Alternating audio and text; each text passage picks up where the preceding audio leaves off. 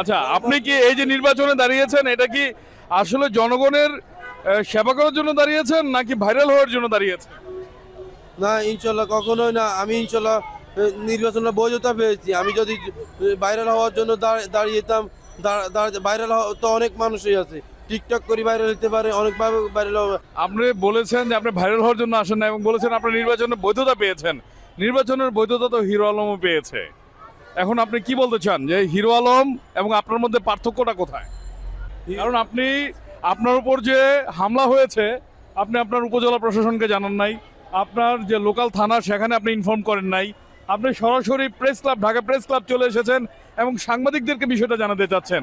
তো আমরা কি ধরে নিতে পারি আপনি সাংবাদিকদেরকে মাধ্যমে আপনি নিজে ভাইরাল হতে এসেছেন? আসলে আপনারা যদি ধরে নেন, আমি কিছু করার নাই, কিন্তু আমার মধ্যে হিরো আলমের মধ্যে পার্থক্য হচ্ছে উনি একজন সিনিয়র অভিজ্ঞ ব্যক্তি, ফেমাস। আমি সিনিয়র না, আমি জুনিয়র, আমি অনেক কিছু বুঝি না। আমি এই প্রথম ইলেকশন করতেছি। এখন কোনটা আগে করতে হবে, কোনটা পরে করতে হবে, এটা আমার ঠিক মতো জানা নাই। কুমিল্লা, আমি বলি কুমিল্লা একটি হচ্ছে আধুনিক শহর। আপনি কুমিল্লা জেলা শহরে কিন্তু প্রেস ক্লাব আছে এবং কুমিল্লাতে সাংবাদিকও প্রচুর আছে, খুবই অ্যাক্টিভ সাংবাদিক, এবং বাংলাদেশের বড় বড় সাংবাদিকদের স্থান হচ্ছে কুমিল্লায়। তো সেই জায়গায় আপনি কুমিল্লা প্রেস ক্লাবে কি এই বিষয়টা নিয়ে কখনো দাঁড়িয়েছেন? না, আমি আমি এখানে এসেছি আমার দলীয় কার্যালয়ে জানাতে। এখন আমি এখান থেকে গিয়ে আপনাকে আমি আবার বলছি যে আমি সব কিছু জানি না। ঠিক, আমি একজন নতুন নিউ আসছি, এখানে ইয়ে করছি। এখন ধীরে ধীরে আপনাদের মাধ্যমে জানতে পারবো। আপনি যখন আমাকে একটা ইনফরমেশন দিচ্ছেন, তখন আমি আপনার ইনফরমেশন অনুযায়ী কুমিল্লা প্রেস ক্লাবেও জানাবো এবং ইউনো মহোদয়কে জানাবো এবং এবং ডিসি অফিসকে জানাবো। এটাই আমার বক্তব্য। আচ্ছা, আমরা দেখছি আপনি মুজিব কোট পরেছেন এবং হচ্ছে গামছা নিয়েছেন। মুজিব কোট এবং গামছা কেন নিয়েছেন, আপনি কেন পরিধান করেছেন? মুজিব কোট গামছা পরিধান করেছি। আমি বঙ্গবীর কাদের সিদ্দিকী বীরুত্তম মহোদয়ের দল করেছি। ওনার দলের রুলস হচ্ছে এটাই ওনার দলের রুলস। উনি বলেছে, ওনার আদর্শকে আমি লালন করি, আমি ওনাকে অনেক ভালোবাসি। সে কারণে আমি গামছা এবং মুজিব কোট পরেছি। আচ্ছা আচ্ছা, বঙ্গবীর কাদের সিদ্দিকীর আপনি আদর্শ ধারণ করেন, কিন্তু এই মুজিব কোট মানে মুজিব আদর্শকে আপনি ভিতরে ধারণ করেন? অবশ্যই অবশ্যই বঙ্গবন্ধু শেখ মুজিবুর রহমানকে সমগ্র বাংলাদেশের মানুষ ভালোবাসে, দল দল নির্বিশেষে। আচ্ছা, আপনি কি এই যে নির্বাচনে দাঁড়িয়েছেন, এটা কি আসলে জনগণের সেবা করার জন্য দাঁড়িয়েছেন নাকি ভাইরাল হওয়ার জন্য দাঁড়িয়েছেন? না, ইনশাল্লাহ কখনোই না। আমি ইনশাল্লাহ নির্বাচনে বৈধতা পেয়েছি। আমি যদি ভাইরাল হওয়ার জন্য দাঁড়িয়ে যেতাম, ভাইরাল তো অনেক মানুষই আছে। টিকটক করে ভাইরাল হতে পারে, অনেকভাবে ভাইরাল হবে।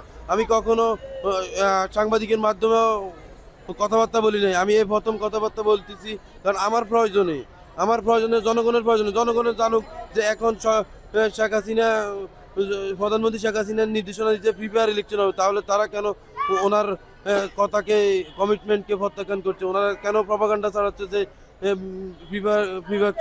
প্রিপেয়ার ইলেকশন হবে না, এবং ওনারা মানুষকে ভয়ভীতি দেখাচ্ছে? যারা আমার কর্মী, আমাকে ভালোবাসে, যারা গামছা মার্কাকে ভালোবাসে, যারা বঙ্গবন্ধুর কাদের সিদ্দিকীকে ভালোবাসে, যারা মুক্তিযুদ্ধকে ভালোবাসে, তাদেরকে ওরা ভয়ভীতি দেখাচ্ছে, তাদেরকে গালিগালাজ করছে। তারা যদি আমার কর্মীকে গাড়ি দিয়ে বহন করে নেয়, তাদেরকে গালিগালাজ করছে। আর আমি যে কথা বলছি, আমার এই কথা যদি অসত্য প্রমাণিত হয়, তাহলে আমি বললাম এখানে দাঁড়িয়ে যে আমি এই নির্বাচন দাঁড়াবো না, প্রত্যাখ্যান করব। এটাই ইনশাল্লাহ। আমি আপনাদের দোয়া প্রার্থী। আমি সৎ থাকবো আজীবন, কারণ আমি এখন পর্যন্ত সৎ আছি। আমি নিজে ড্রাইভিং করেছি, গাড়ি ড্রাইভিং শিখিয়েছি অনেক ছাত্রদেরকে। আমার উপজেলায় অনেক সম্মান পেয়েছি। আমার নিজের ফিশারি আছে, মাছের ফিশারি আছে, মায়ের দেওয়া মৎস্য খামার। আমি মৎস্য কাজ করে আমি এ পর্যন্ত এসেছি। এখন আমার কোনো এরকম সামর্থ্য নাই যে আমি, ঠিক আছে, মানুষকে এই ইয়ে পর্যন্ত যাবো। হ্যাঁ, আমি যথেষ্ট পরিমাণ চেষ্টা করব ইনশাল্লাহ করে, আমার সাধ্য আমি মানুষকে সেবা করব। আর যারা আপনি বলেছেন যে আপনি ভাইরাল হওয়ার জন্য আসেন না এবং বলেছেন আপনি নির্বাচনের বৈধতা পেয়েছেন। নির্বাচনের বৈধতা তো হিরো আলমও পেয়েছে। এখন আপনি কি বলতে চান যে হিরো আলম এবং আপনার মধ্যে পার্থক্যটা কোথায়? কারণ আপনি আপনার উপর যে হামলা হয়েছে আপনি আপনার উপজেলা প্রশাসনকে জানান নাই, আপনার যে লোকাল থানা সেখানে আপনি ইনফর্ম করেন নাই, আপনি সরাসরি press club, Dhaka press club চলে এসেছেন এবং সাংবাদিকদেরকে বিষয়টা জানাতে চাচ্ছেন। তো আমরা কি ধরে নিতে পারি আপনি সাংবাদিকদেরকে মাধ্যমে আপনি নিজে ভাইরাল হতে এসেছেন?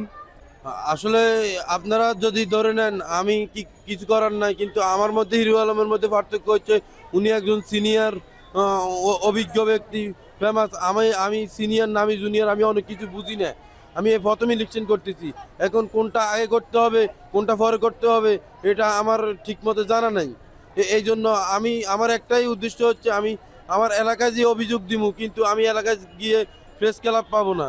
তো আমি প্রেস ক্লাবে আসছি, এখন পরে এলাকায় যাই অভিযোগ দিব। আপনাদের মাধ্যমে যে অভিযোগটা দিচ্ছি ওটাও ওনারা যদি শুনতে পারে তাহলে ওনারা এদের কুচক্রের বিরুদ্ধে অ্যাকশন নিবে। যে যে দলে হোক, যারা গণতন্ত্রকে হত্যা করতে চায় তারা জনগণের বিরোধী। এখন কুমিল্লা, আমি বলি কুমিল্লা একটি হচ্ছে আধুনিক শহর, আপনি কুমিল্লা জেলা শহরে কিন্তু প্রেস ক্লাব আছে এবং কুমিল্লাতে সাংবাদিকও প্রচুর আছে, খুবই অ্যাক্টিভ সাংবাদিক, এবং বাংলাদেশের বড় বড় সাংবাদিকদের স্থান হচ্ছে কুমিল্লায়।